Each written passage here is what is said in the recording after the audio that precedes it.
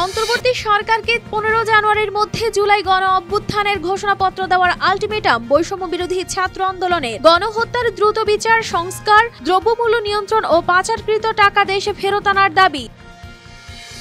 জাতীয় ঐক্য বাধাগ্রস্ত হয় এমন কাজ থেকে বিরত থাকার আহ্বান জামায়াত আমিরের। জুলাই গণ অভ্যুত্থানের সহযোদ্ধার ভূমিকা ছিল ছাত্র শিবির, মন্তব্য সার্জিস আলমের। বাংলাদেশ গঠনে দেশের স্বার্থকে সবার আগে রেখে প্রধান উপদেষ্টার বক্তব্যে জানানোর সময় অনুযায়ী জাতীয় সংসদ নির্বাচনের প্রস্তুতি নেওয়া হচ্ছে, জানালেন প্রধান নির্বাচন কমিশনার এএমএম নাসির উদ্দিন। আমরা মাননীয় প্রধান উপদেষ্টা যে ইঙ্গিত দিয়েছেন ওনার 16 তারিখের বক্তৃতায়, মিয়ানমার সীমান্ত বাংলাদেশের নিয়ন্ত্রণে, ভারত সীমান্তে পিঠ দেখাবে না বিজিবি, সাফ জানিয়ে দিলেন স্বরাষ্ট্র উপদেষ্টা।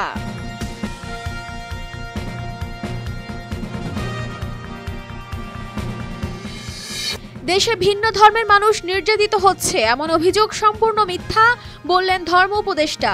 গণপিটুনিতে 2024 সালে নিহতের সংখ্যা গত বছরের দ্বিগুণের বেশি, জানালো আশক। ইংরেজি নববর্ষ বরণে প্রস্তুত সারা দেশ, আতশবাজি বন্ধে কঠোর হওয়ার নির্দেশ হাইকোর্টের।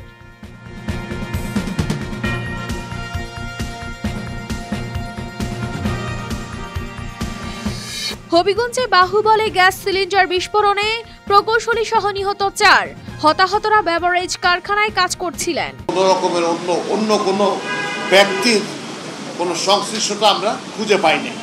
শপথ নেওয়ার আগে আবারও আইনি ঝামেলায় পড়লেন ট্রাম্প, হারলেন লেখিকা জ্যান কারলকে যৌন নির্যাতনের মামলার আপিলে।